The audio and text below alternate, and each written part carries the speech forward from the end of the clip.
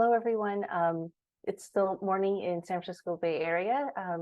Welcome to the Lotus Project webinar. For now, if you're able to introduce yourself in the chat, that would be great. My name is Angela Tang. I'm part of the Lotus Project, which is a collaboration with the Public Health Institute and RANDS. Welcome to today's webinar, this titled Racial Trauma Among Asian American and Asian Immigrant Communities. This is the third webinar of a three-part series that aims to take a look into specific culturally competent and trauma-informed community-based programs that have been implemented to support the Asian American and Asian immigrant children, youth, and families who have experienced any form of racial discrimination, stress, and trauma. We'll be together till about noon. We have three wonderful speakers with us today. I do want to start off with a few logistics. This webinar is being recorded and will be uploaded on the Lotus Project's website in the next week or so. We'll follow up with an email with a link to the recordings, along with a feedback evaluation form and some other additional information around that. As you all know, and as I mentioned, there's a Zoom chat as well as a Q&A function that'll be later released. Feel free to use the Zoom chat to introduce yourselves and engage with others. It's wonderful to see that we have, right now,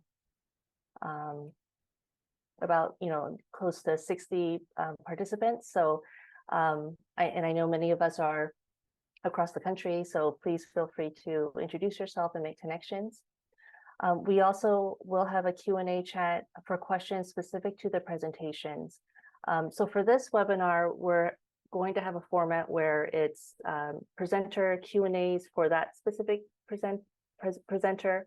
Then we'll move on to the second presenter Q&A, third presenter Q&A. So please feel free to put your questions in the chat, and then you'll have an opportunity to upvote, and we'll be able to share and discuss some of the questions for each section. Please use respectful language in the chat and also in the Q&A segment. A note about continuing education. If you're seeking continuing education credits or need your attendance records taken, please put your name in the chat. And then we'll also have a evaluation related to that. The CE certificate will be mailed out within the month. So those are some of the logistics for the webinar. And now I'm going to move on to our first presenter, Ellen Chang is an MSW and MPH candidate. Ellen is also a project assistant and health educator for Voicing Our Stories and the Lotus Project. Ellen is a second-generation Taiwanese American who currently works as the project assistant under the Lotus Project to develop and disseminate the project website, resources, webinars, and workshops, and support project advocacy, interns, and high school volunteers.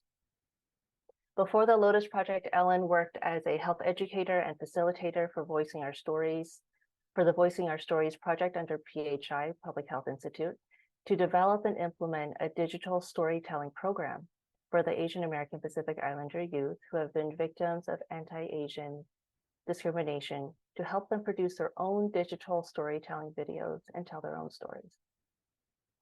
Ellen obtained a Bachelor's of Arts in Cognitive Science and a minor in Global Public Health at UC Berkeley in 2020, and is currently pursuing a MSW and PH at UC Berkeley to strengthen her ability to support the AAAI community in reducing mental health disparities, increase culturally competent mental health programs, and work towards the long-term healing and empowerment of these communities. So without further ado, I will pass it on to Ellen. Thank you so much for your presentation, Ellen.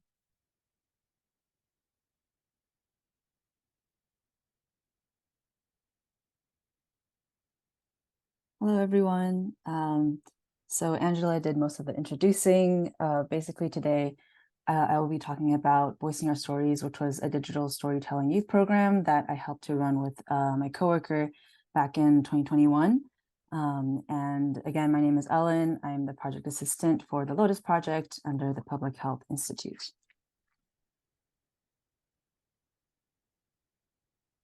So briefly, what I'll be going over today.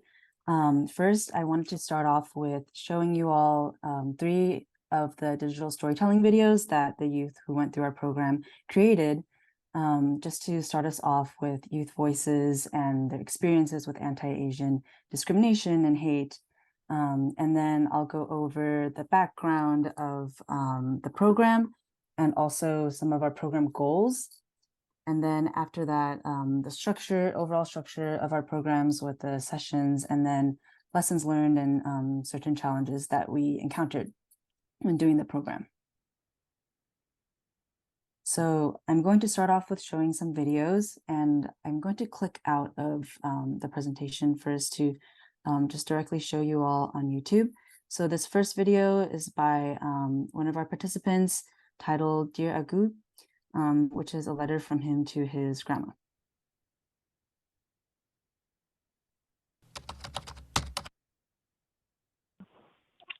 Dạ, ta mới khó của bây giờ thế này ta mình aku ya hàng aku mới chẳng bây giờ ta mới khó của ta mới khó qua bao ok cái là của ta mới khó của aku khó mấy thế aku khó mấy ô Happy birthday to you. Grandma call me, okay? Happy birthday to you, okay? Dear Agu, I see all these Asian elderly being attacked, and I can't help but think about you. You were somebody who helped raise me, nourished me, and cared about me when I was just a little boy. If anything were to happen to you, I'd want to be there to protect you because you were always there for me. I've been so caught up in going to college and making friends and focusing on the future that I've forgotten about you. And I'm sorry. All these Asian hate crimes I see on the news really make me think of you. I don't want you to get hurt. How could anyone hurt my poor innocent grandmother? Just the thought of it makes my blood boil. It amazes me how back in the day I felt so protected by my 5-foot grandmother whenever we went to the grocery store. It was just something about your presence that I felt so secure in. I feel like a bad grandson now because I'm all grown up. All 6 foot 2 inches and 210 pounds of me can protect you, but I'm not present. I wish I could be your bodyguard everywhere you go. I know how protected you'd feel. Just like back in the day, how I felt protected with you. In a way, all this recent anti-Asian hate has brought me back to you. Although I haven't been the most present grandson over the last few years, I want you to know that this love has never gone away. I want you to know that in this day and age where innocent Asian elderly have to worry for their own safety, that your big-ass grandson will always be there to protect you. And I know it probably hasn't felt like that for the last several years, but that's why I'm writing this letter to you. Guogu Totsui, Ye Ming Hu Hin, Lukut Mei, Ye Oi Gong, Ye Ha Mei, and Mei Long Ganai, Ye Bun Mei. Grandma, I'm sorry. I went to school and forgot about you. I just wanted to tell you I love you, and if you need anything, I'd give it to you.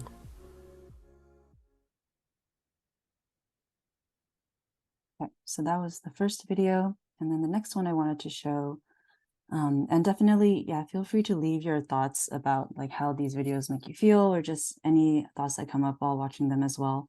I'd love to read them afterwards. And this next video, the participant chose to remain anonymous, but they titled their video Chinatown.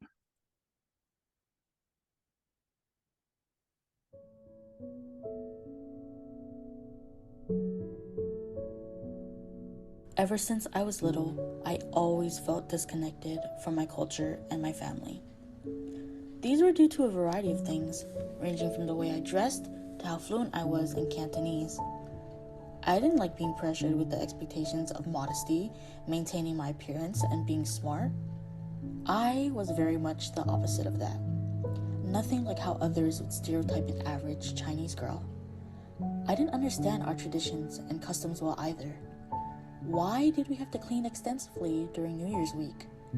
Why were there so many blessings we had to give to people? There was too much to remember, so I'd often dismiss or act apathetic when the holidays came around, which my mother didn't like. Despite not meeting the standards my family had for me, I would always feel at home in Chinatown. My special place, Chinatown, where bakeries sold fresh, piping hot egg tart in the mornings before 9 a.m., or where dim sum parlors always bustled on Sundays, joyful loudness coming from family and friends catching up on their day off. Butchers that hurried you to pick out which cut of meat you wanted, or multiple restaurants with a variety of dishes to order from. Red gold banners and charms embroidered with words of fortune on them. Firecrackers dangling from storefront doors accompanied by lanterns that hung beautifully, especially on Lunar New Year's Day. This district was most meaningful to me as a child because of so much that was offered culturally. I felt like I belonged in this part of the city because there was never a right or a wrong, whether it was how I presented myself or how well I could speak Chinese. I could embrace and connect again with something that felt so lost growing up. Everything made sense during the time I spent in this small community. But as I grew older, the vibrant color in Chinatown turns mute. And I know younger me would have been so disappointed. The bakeries and restaurants she loved shut down, boarded up with nonsense graffiti, or even closing early. How shopkeepers looked more tired and wary of who walks past their store because of multiple attacks happening to members in our community and an ongoing pandemic. How more and more police are patrolling, how annual festivals and street markets don't even occur anymore because of how dangerous it is. Just how? She would ask how it became this way, but I can't bring closure. I can only wonder if Chinatown, the longtime place of comfort for me, would restore back to its original colors, beauties, and liveliness. If the festivity and regular customers would ever look as happy as they did when I was younger. I wonder if this home of mine was a home to others, and if they could feel it fading away as well.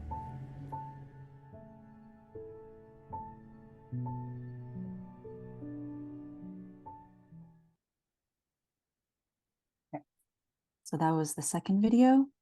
And then the last video I'll be showing is a video that two of our participants made together. So they're two sisters, and they titled it, "This Is Our Story."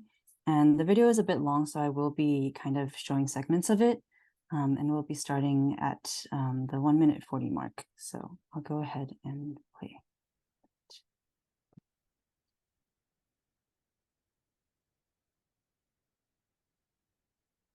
As I was doing homework, I heard my mom call my name from outside. When I went to open the door for her, she wasn't there. Instead, I saw her limp on the ground with blood on her face.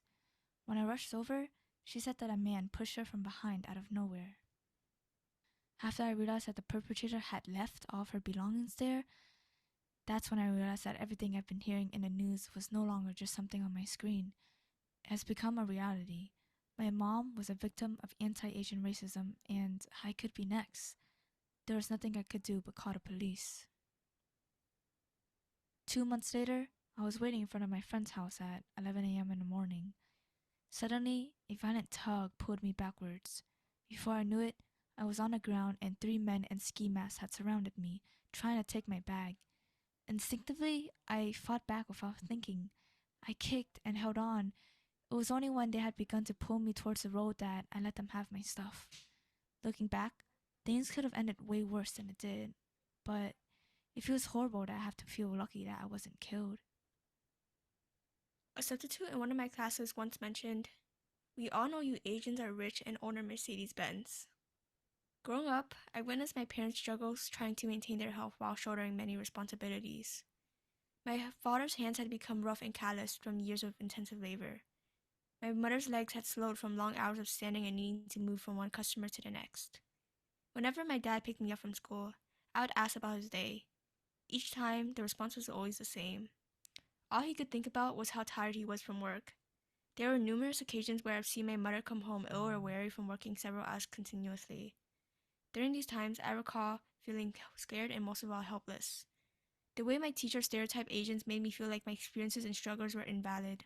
It began around March of 2020. One day at school, I was in my seat trying to finish my classwork as quickly as possible and head home right after. Around that time, one of my classmates pulled out their cell phone that displayed a video of an Asian elderly man getting assaulted by a group of people and being thrown racist remarks and slurs. As I watched the video, I suddenly imagined my father or mother being in that position, and a sense of dread that I hadn't felt before I was born. Without realizing it, what had once been home for me gradually became my only safe haven from these events. What had once been fear had become a repetitive pattern of locking doors and keeping window blinds closed. What had once been rage had turned to desensitization after witnessing multiple anti-Asian hate crimes on news television. What had once been a possibility led to having to wait in a hospital for several hours until my mother was finally treated.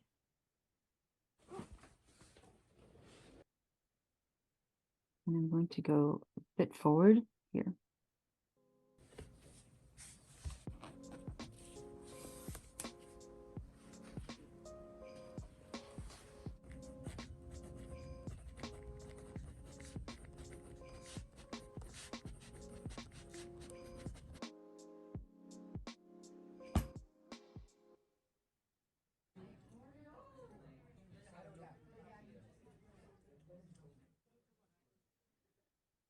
Growing up, I was taught that expressing your trauma and fear was what made you weak. Over time, I subconsciously internalized these ideas. I began to perceive my fear and trauma as a lesser part of myself. I learned to accept these injustices quietly and not speak about them. These issues followed me around every day of my life, and I gradually became desensitized to them without realizing it. After seeing multiple reports of anti-Asian hate crimes on news television, I even began to dismiss it as a normal occurrence. That's when it finally struck me. When had my fear and trauma as an Asian American become normal to me? After the day my mother was assaulted, it felt like a wake-up call. I had to truly come to terms with the fact that the fear I once had was no longer simply a possibility or something I would see on news television. It had happened, and the only thing I felt I could do in the moment was accept it and be more careful when I went outside. It was one of the first times in my life I ever felt alienated, and even months later after the incident, I was afraid to speak about it. Making this film about my trauma as an Asian American seemed completely foreign and even scary to me. My first thought was, how could I write about my trauma and emotions when I already had a difficult time expressing these experiences to other people? However, this fear around speaking about my trauma wasn't just an experience I had, but what many other Asian Americans in my community share as well. Rather than suppressing these thoughts and emotions, I realized I could create a story and help make an impact in my community by empowering and amplifying the voices of others who are going through similar experiences. I have countless stories of the times my family has experienced violence, whether it was in our neighborhood, at school, or even McDonald's. It never felt like something we could truly escape. It felt like the wrong time in the wrong place each and every single time. The more I experienced the violence, I came to feel like it was normal, that it was what it was. But when I experienced it firsthand, alone, I felt a type of weakness I never felt before. I felt weak not because I wasn't fit or physically built, but I felt weak because of my identity. No matter what, I couldn't erase the thought from my mind that the reason I was attacked was because I was who I was, Asian, and that made me an easy target. I was never taught to speak up. I was never taught to make sure my voice was heard when it needed to be.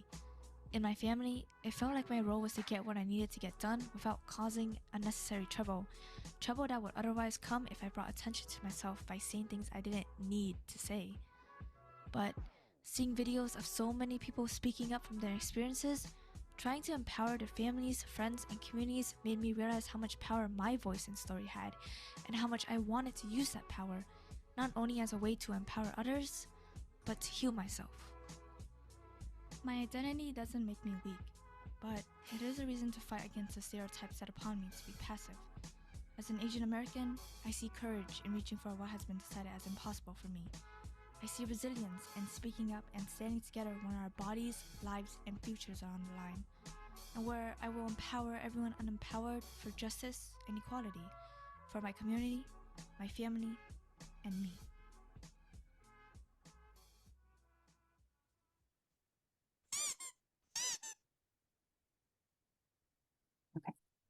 So that was the last video, and for the sake of time, I'm going to quickly move on to the presentation. Okay.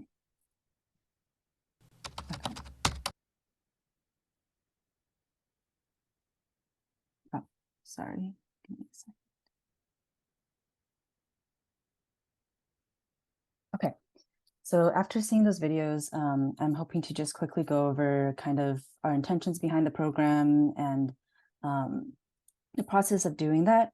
And so Voicing Our Stories was an online digital storytelling program that was part of Improving the Wellness of Asian Youth, the IWAY project that I previously worked on as a health educator, and is funded by the Substance Abuse Mental Health Services Administration Center for Mental Health Services, and supported by Public Health Institute's seed fund for expanding public health intervention projects. And particularly during this time, it was created out of a need during the rise in anti-Asian hate crimes in 2020, 2021 during COVID.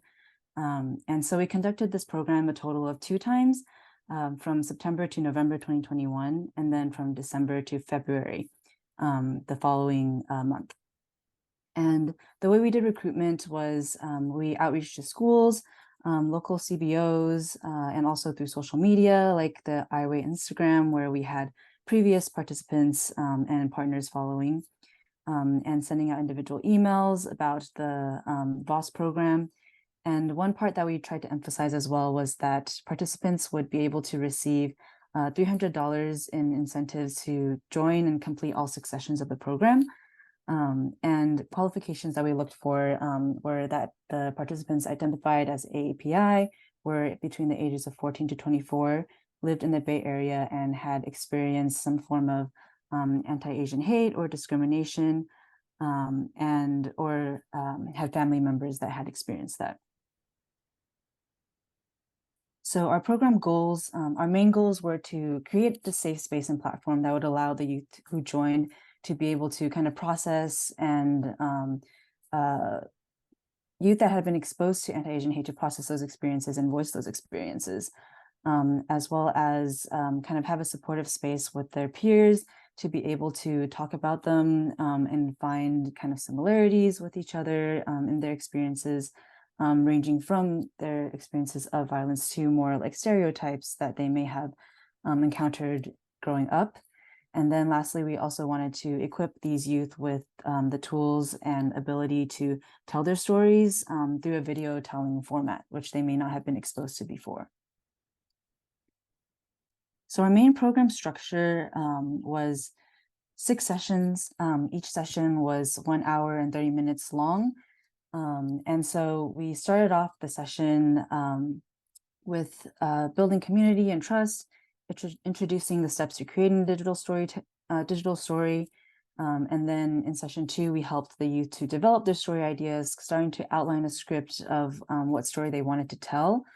In session 3, we went over some of the scripts that they had drafted and brainstormed and gave feedback to each other, and then started outlining and teaching them how to create a storyboard for their video.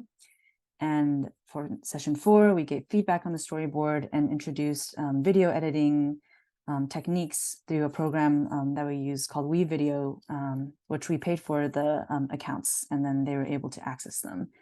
And in session 5, it was mainly a work session for the youth to be able to continue working on their scripts and their videos and get any help from the facilitators and get feedback from each other. And then the last session was where we had the youth screen their videos and reflect on what the whole process was like for them to go through this program, and also how they may want to share their video to others. And so some outcomes and lessons learned. So 8 out of the 10 participants total were able to complete the program and showcase their digital storytelling videos. And after going through the program, participants, through a feedback form that we had and also reflections that we discussed in the last session, they expressed that they felt more in touch with their culture through creating this video, and then also more in touch with how to navigate feelings and emotions that they had towards anti-Asian hate. And they expressed that they felt they gained more experience around filmmaking skills, and they felt good and excited to have an end product to showcase at the end of the program to friends and family and to the community. And then they also expressed feeling grateful to have an opportunity and resources to create this film, and that reflecting on certain traumatic events in a more self-empowering way allowed them to heal and see those experiences a little differently. And then one participant after the program had submitted their video to a cultural awards competition and won a scholarship for that. And another participant actually returned to be an intern for the IWay project, which we got funded for again and are starting up again this year. And so some main challenges that we experienced was that 1.5 hours was not enough time to do everything that we planned, especially trying to incorporate community building activities at the beginning of each session, and going around sharing scripts and giving feedback would take longer as well. And so oftentimes we have to push certain things to the next session. And then participants, sometimes they would miss sessions or have to leave early or join later. And so this resulted in them making progress on their videos at slightly different speeds. And then for the timing of the for the program, it was also during the winter and during college application season. So for some high school seniors, that made it more difficult for them to make time outside of the program to work on their videos. And then one more thing was that participants also, one thing we had to work with them on was with their difficulties expressing their feelings in writing. Many of their first drafts were more factual or more kind of generalized, speaking about the anti-Asian hate from a more removed perspective. And so we really tried to work with them to tap into their narrative voice and really kind of reflect on their five senses. And during those experiences, like, what did they feel, and incorporating that kind of first person voice into their stories to really leave an impact on viewers or future audiences who may watch the video. And so main lessons learned was the importance of community trust and building. So like establishing community agreements together in the beginning and building a playlist together, doing, since this was online, like having them go into breakout rooms and get to know each other more one-on-one, and incorporating like online games at the beginning of sessions, encouraging the participants to offer feedback to one another, so not just the facilitators offering feedback on their videos and scripts. And the participants also shared that even though it was kind of hard to talk about themselves at first, being put into these breakout rooms also allowed them to realize that there were a lot more similarities between them and their the other youth in the program as well. And the second point was offering support, but then ultimately letting the youth take the lead on how they wanted to create and tell their stories. And we as facilitators more so provided guidance on the more technical parts of like storytelling, and offering like office hours where youth could drop in to get more one-on-one help with their videos. And then one thing as well was making sure that participants were knew about and were connected to mental health resources and services, since a storytelling program that focuses on anti-AAPI hate can be pretty difficult for participants who are still dealing with that trauma and still processing that. And so my co-facilitator and I made sure to emphasize at the beginning and the end of each session different resources and services that we could connect the youth to, and these were to organizations that we also had existing relationships with, like Asian Health Services and Korean Community Center of the East Bay, so that we knew we could offer a referral afterwards directly, and we were able to connect one youth to services after the program. And then lastly, just one thing we tried to emphasize throughout the program too, for especially working with high schoolers, I think is just reminding them to stay connected to why they chose to join this program in the first place, what they're hoping to get out of it, how they're like who they want to share it with, and how they want to grow in this process.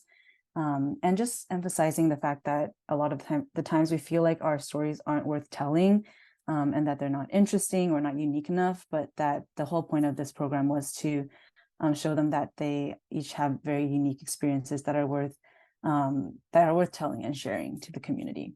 So with that, that's the end of my presentation, and I welcome any questions for the next, I would say, 5 minutes maybe. 5 to 10 minutes. Thanks, Ellen, for that. I mean, very powerful videos, and really just hearing about the whole project, and wonderful to hear that it's starting up again. We have a couple of questions from the audience. Kind of one person asked if there was any Pacific Islander youth participants, and if the program was 6 weeks.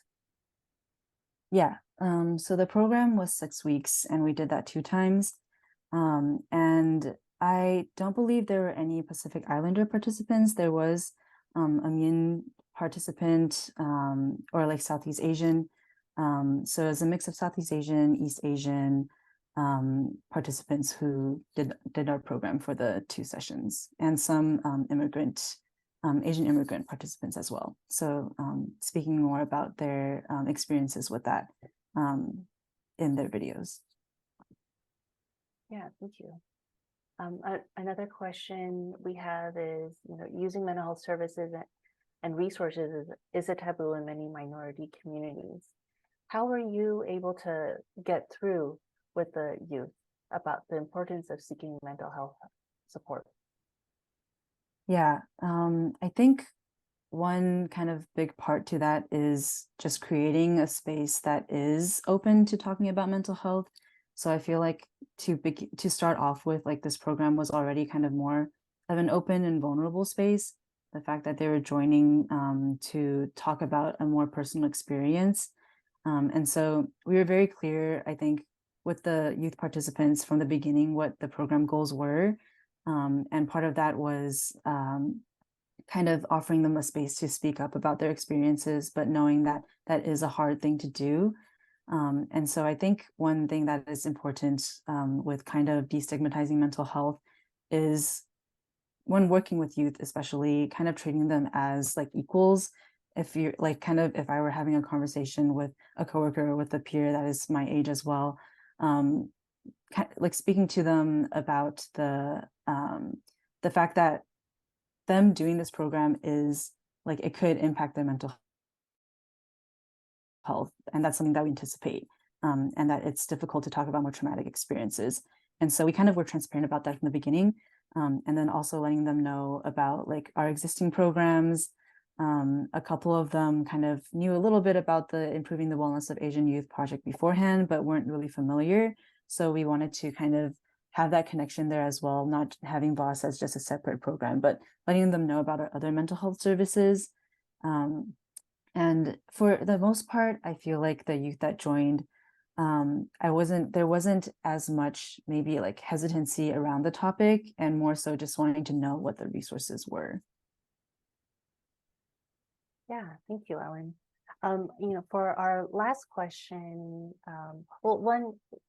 actually 2 questions. One was a question about how the grant, if this was funded by a grant. Mm-hmm.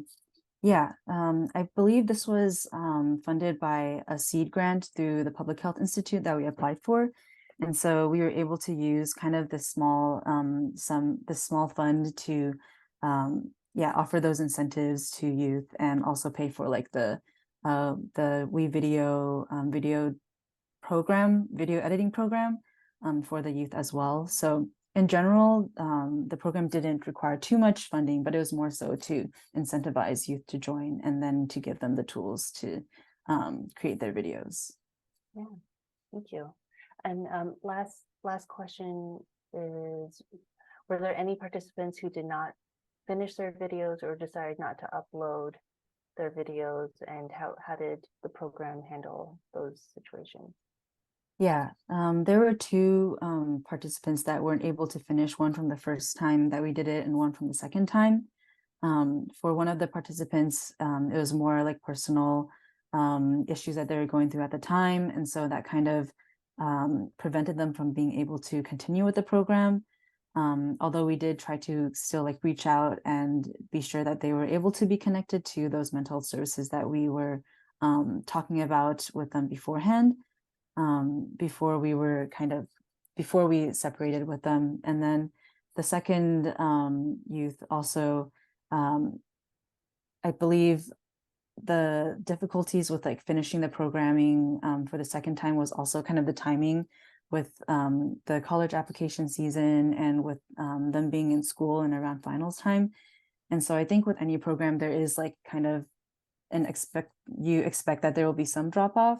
But thankfully it was only at least like one youth from each program, and they were able to go through at least like 3 or 4 of the sessions before they were like, oh, we aren't able to like commit to finishing the video. Yeah. And was there another part to that question? How did you, I think it was how it was handled, but it sounds like, yeah, you shared a bit about some of the dilemmas. Yeah. Oh yeah, Thank and you sorry, the participants who weren't able to finish or chose not to show their video, that was something that we asked them, we gave them consent forms at the end where they could let us know if they wanted it to be like public or not public, if they were okay with it being shared in like future things like a webinar like this.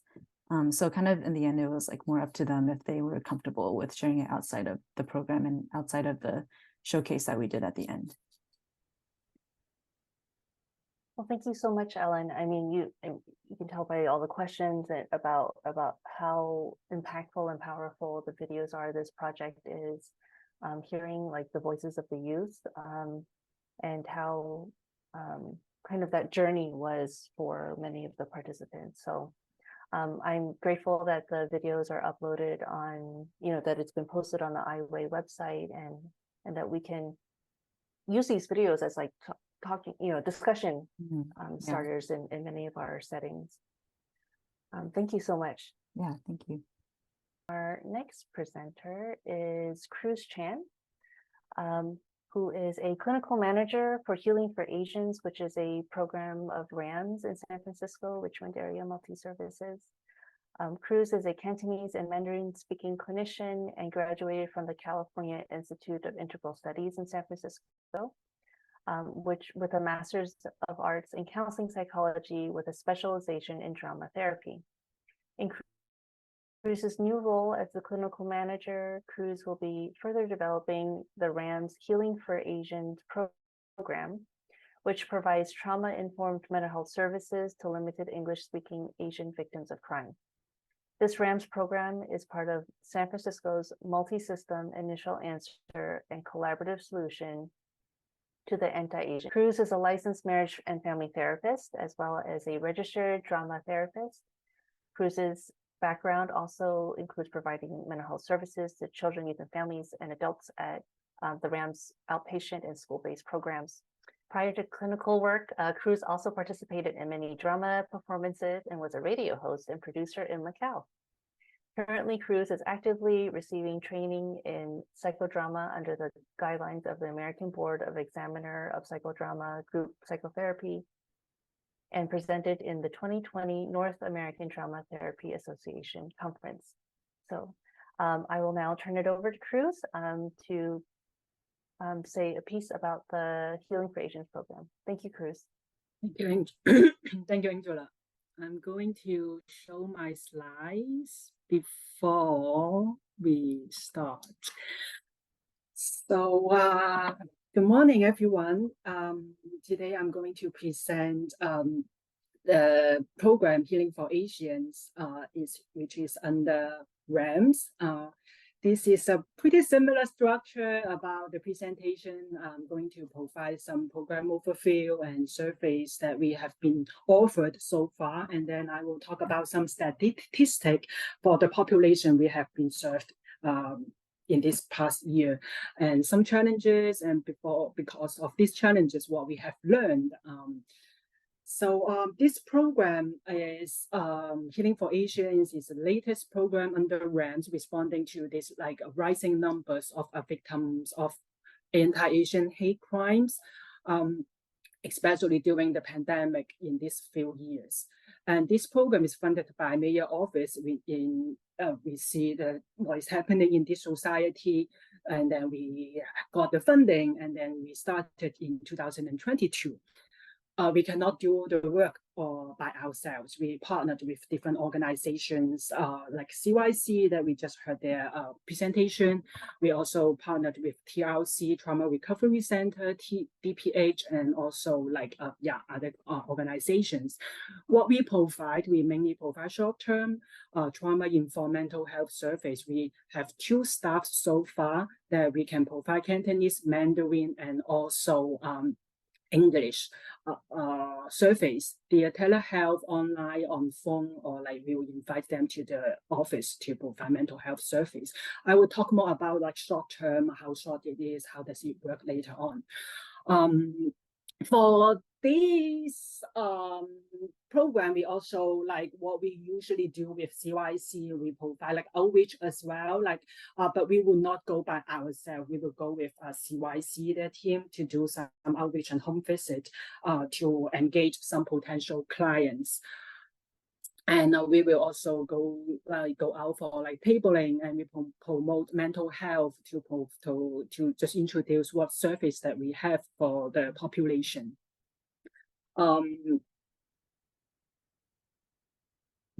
So for some service that we have been offering, like we provide referrals to community resources. Like for us, I just mentioned that in our program, Healing for Asians, we only have 2 clinicians, we have 2 staffs. What we cannot provide is like the financial support, medical support, and also like if the crimes happen and they need to go to the court or something, that we don't have this kind of like resources. We will also provide referrals like CYC and other organizations, because we have a very small team, and we mainly provide like mental health service. But like what are the mental health service that we do not provide and we have to refer, like group therapy? We only provide like individual, couple, and child therapy. We do not provide group therapy so far. And also, we, just like I mentioned, we only have clinicians who can speak Cantonese, Mandarin, and also English. So if the clients that they are talking, like they speak in Thai, Vietnamese, and other language that we are not able to cover, then we will also refer them out. Some surveys that we try to meet clients where they are at, like maybe after the crimes happen, they have physical injury, they are in the hospital. We try to like go with the CYC team and go to the hospital to visit them. We try to go to the care home or elderly home, or like invite them to the office to just like build a relationship and just get to know what kind of service that we can provide and what they need.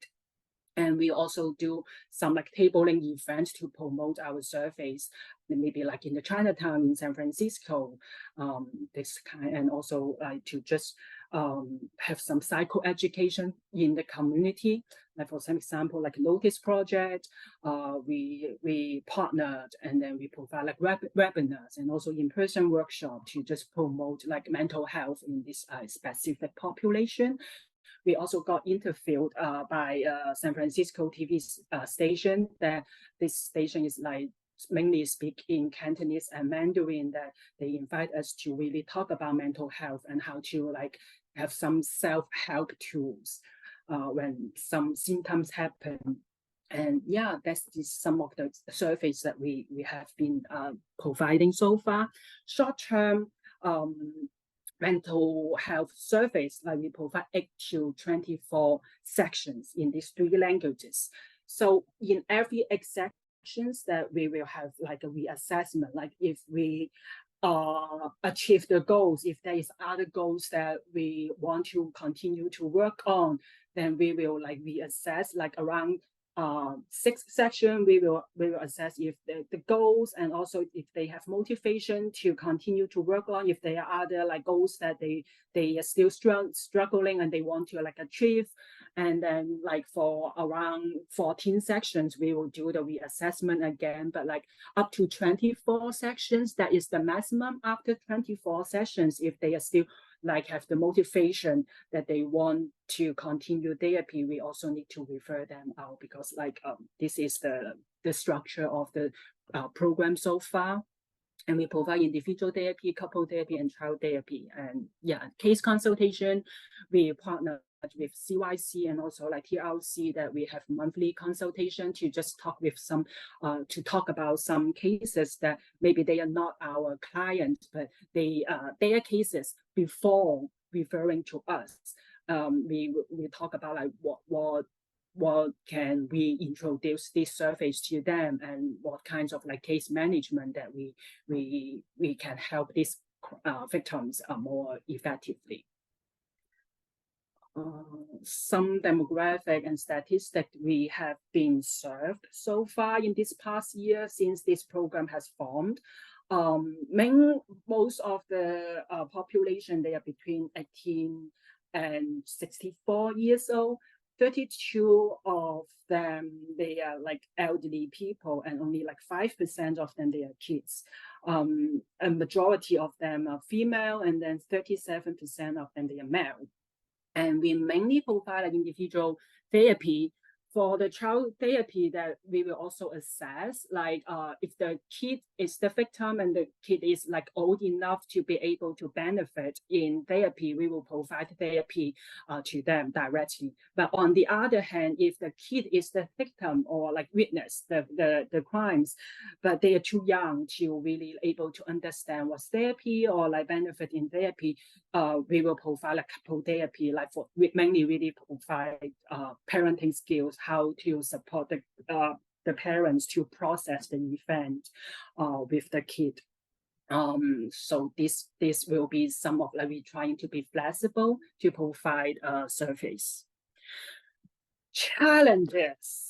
So in this program, when we provide mental health surveys, I try to separate into 3 stages of challenges, which before the surveys are able to be provided, during the surveys can be provided, and then after that the service is provided. Like before, just like how to introduce mental health to this specific group of people, especially like we were talking about Cantonese, Mandarin, and English speaking, but like they mainly is like a Chinese immigrant. Like in this Chinese population, that a lot of them, they're talking about like, oh, we just, something happened, past is past, we just move on, we focus on the future, we just bear it, like, yeah, just move on, don't talk about it.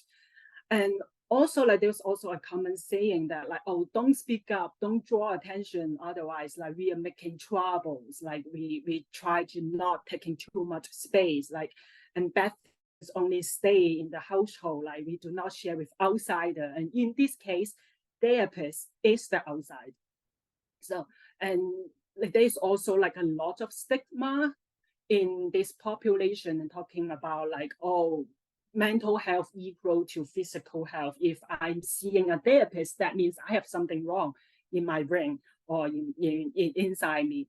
There's also like a lot of preparation that we need to like explain, like what's the difference between therapists, psychologists, and psychiatrists. Like there's also some of the confusion that we are the same, like we are just the doctors, and now if I'm seeing a therapist, I'm sick, and that means I'm weak. There's a lot of like psychoeducation to really introduce, and actually when you seek help, this is normal, that means you are strong. But this is a very tricky concept to like help them to understand. But after all this, so they are saying, yes, I am receiving surveys, and then okay, then move forward, we will provide a consent form. There is another challenge, that lack of trust of the system. Like, okay, I give my verbal consent, is that enough? I don't want to sign any papers. I don't want to get it into like black and white, because I don't know what you are going to do with my personal information. And I refuse to sign anything. But this is also how the system and how a program works. Like we try to like translate into every forms into Chinese. We explain it like this is the HIPAA. We are not going to like share your personal information to others. We are not going to charge you anything because we got the funding. This service is for free, but no matter what, we need them to sign. And this is a challenge to have them to sign because like after the crimes, there's like, I don't trust the system. I don't want to sign anything. And the service can be just paused by like this period of time. Crossing these two main stages of challenges, the last stage of the challenges that we face is the fear of feeling emotions that related to the first stage that we were talking about, like, oh, we do not talk about the past, bad thing is bad, like just within the household. And then like in the therapy session, we're trying to revisit the event. We open the wounds, like, oh, and then like I feel worse. I feel like very overwhelming, and therapy just not something for me. That is also a challenge to have them to believe in therapy there is a potential of feeling worse before you can feel better, and have them to just stay and stick with us, like, and have the hope that we will be able to get better together. And that is also like another challenge that we've been observing, like in this population as well. So with these challenges, we have learned some lessons. In like the previous webinar, some of the participants were also curious about like, what if I am a clinician who are not Asians, but I'm serving the clients, they are Asians, what will be something that we can offer and we can reach them where they are at. So hopefully these tips will be able to like have some inspiring for you. It doesn't matter if you are a clinician as Asian or not, but I'm just talking about like some of the lessons that we learned by providing service to them. Take it slow, and we talk about mental health without mentioning mental health. What does that mean? For some of the, we separate into two age, like children. Like for children, when we introduce mental health to them, we try to take it slow. We try to ask the parents to really like, oh, how's your kids doing in academic? How's their behavior? Are they like doing any like being any troubles in the classroom, or like, do you have any fights between siblings, or how's their sleep? How's their friendship? We talk about all this behavior, academic, but we are not really addressing like, wow, how they are feeling, how's their emotions, like, because in this specific population, most of the parents, they are also like new immigrant, and they're very busy, and they will focus like, oh, if they can function well at the school, there's nothing wrong. If they can sleep, if they can make friends, if their siblings going along and they have good grades, then that's all. That's what we hope for. So nothing is wrong. So like we are trying to address like these practical topics to introduce and to address like, oh, if that is something that may be a red flag, and maybe a mental health will be, how mental health is going to be able to help in this situation. But like for adults, what can we do? Like they don't have academic, like they have different concerns, but like how we are going to introduce and address mental health to this adult population. We can see that like some people, especially for elderly, if they are talking about what they are drinking herbal tea, or if they are drinking herbal soup, or if they are talking about I'm going to the temples to visit the Buddha and to visit the Guanyam, or like I'm finding some fortune teller and ask them to tell me what to do, or like I have all these symptoms and I'm seeking fortune teller, and I'm doing Tai Chi, Qigong. This is their way of talking about mental health, and this can be also a bridge to open the conversation, because mental health is a very Western concept for this population. And the Asian, the Chinese way to talk about mental health is like all this like herbal soup, herbal tea, going to visit Bunyam, Buddha, going to the temples, fortune tellers. Like that can be like a creative way to start the conversation with them. This is something that, okay, then what we can do from there and how to combine this Western concept of mental health with the traditional culture. This is still an ongoing thing that we are working with, like how to come up with our own intake process, how to have come up with our own assessment tools, and our clinical model specifically working with this specific culture of population and introduce this Western concept. This is a homework. On the other hand, like this triangle thing, like why we have to partnership with different like organization. What we can see is like once the crimes happen, there's like not just one person is being affected, it's the whole household, the whole family, and even like maybe the whole neighborhood. And psychology, like psychological needs is the middle part of this model. Like once the crimes happen, maybe they still thinking about, oh, I'm injured, my body is still feeling pain. I do not know if I and when I can work, and I am earning money for my family, and I do not know if I can pay the rent for the next month.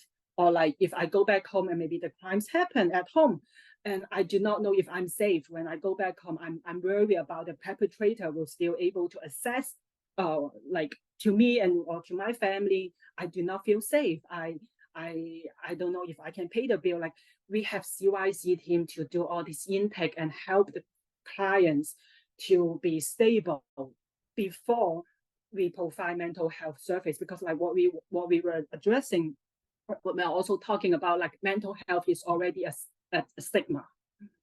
So we are trying to help them being stable and really feel supported before we introducing something new to them. And we also joining the CYC team to go home visit and to just like build a relationship and seeing that, oh, this is a team. Like you can trust CYC and you can also trust us. Like we are trying to do something together. So this is also something that we learned in this past year, that we are trying to be effective. And yeah, this is the referral resources that we've heard from CYC, that you have like cases that you may think that they will be a good fit. Then this will be the referral resources to CYC. And if you want to know more about our program, and you can also contact me, and this is the contact information. And yeah, thank you so much, Cruz, for sharing about Healing for Asians and the work that you do. We're going to segment into the question section. We do, for anyone who wants to add additional questions, feel free to do so in the Q&A button on the bottom. We do have one question right now. Have there been different challenges in working with first-generation immigrants versus U.S.-born raised participants? Questions. For my own observation, if they are born and grow up in the U.S. with like Chinese parents, it's easier to introduce mental health to them. Like they have been combined with like traditional culture from their parents, but they also have the Western education. At least mental health is not something very new, like raw for them. So that will be easier, and the introducing process will be shortened. Like that is what I observe. And usually they are able to like speak English or different languages, but while for like the first generation, they come from a different country and they are like new immigrants. Like for this monolingual population is also like very like more difficult. That is my own observation. Thank you, Cruz. Mhm. Another question is, could you say a bit more about the collaboration between CYC, UCSF Trauma Recovery Center, and the San Francisco Department of Public Health Comprehensive Crisis? How do you, can you say like even more specifically about like the communication, it's all these different entities working together, and especially around care coordination?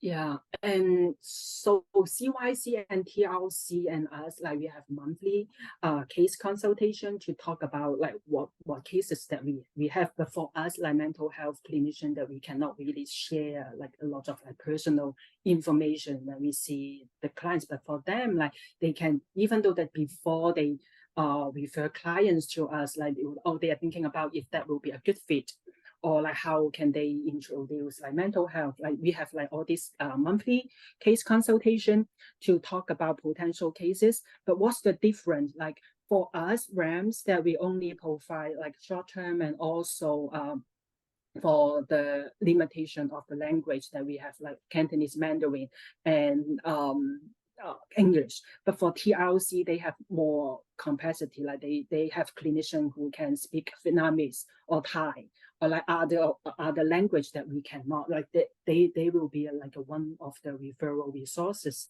that we can refer to because of the language. And also like TLC, they have like the whole medical team. If the crimes and the victim, like they have more severe needs in their physical, like for us, we have only outpatient. But if these victims, like they have like physical injury, they are already in the hospital, and they will be more benefit to get the in-hospital clinicians to provide like mental health service to them. So we have like different assessment, and we try to do different things. What we cover, and they may not have, that is like the child therapy. Like if the victim is the kid, then they do not have like child therapists, and we can take them like once they like stabilize again, like they stabilize and they discharge from the hospital. Then so we are trying to like have different focus. Yeah, thank you. Another comment and question from the audience is, I recently learned that for certain mental health conditions, outcomes are worse in the US compared to Asia. And this may be due to the factors like stress, environment of being Asian in America, lack of family and community supports in America, and also the linear, medicalized, and treatment approach that is used in the US. Curious if there is simultaneous synergistic work happening on helping to build up our community resiliency, and reframing mental health in a way that is more culturally reticent for our Asian communities and unique problems these communities face in the US. This is a big question and very good. And I agree, like the US, in the US is a very diverse country, while in Asia, like in Asia, or like in China, it's not like an immigrant country, like it's not that diverse. So we can see that like it's less like focus on racial like crimes happen in Asia country rather than like compare with like in the US. So this is true.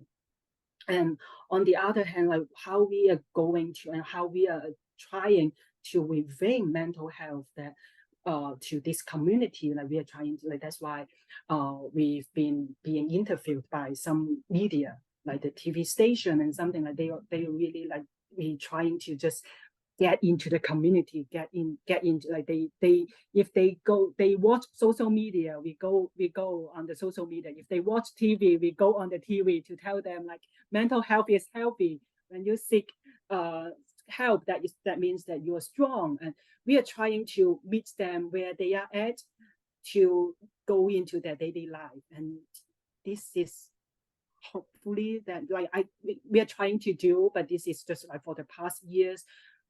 We do not know how the outcome it will be, but hopefully that will be helpful. And we are also joining some like public event, like tabling event or something, to also like promote, and we provide a brochure or something to just like tell them, oh, we have this surveys, and get to know us and see what we can do together.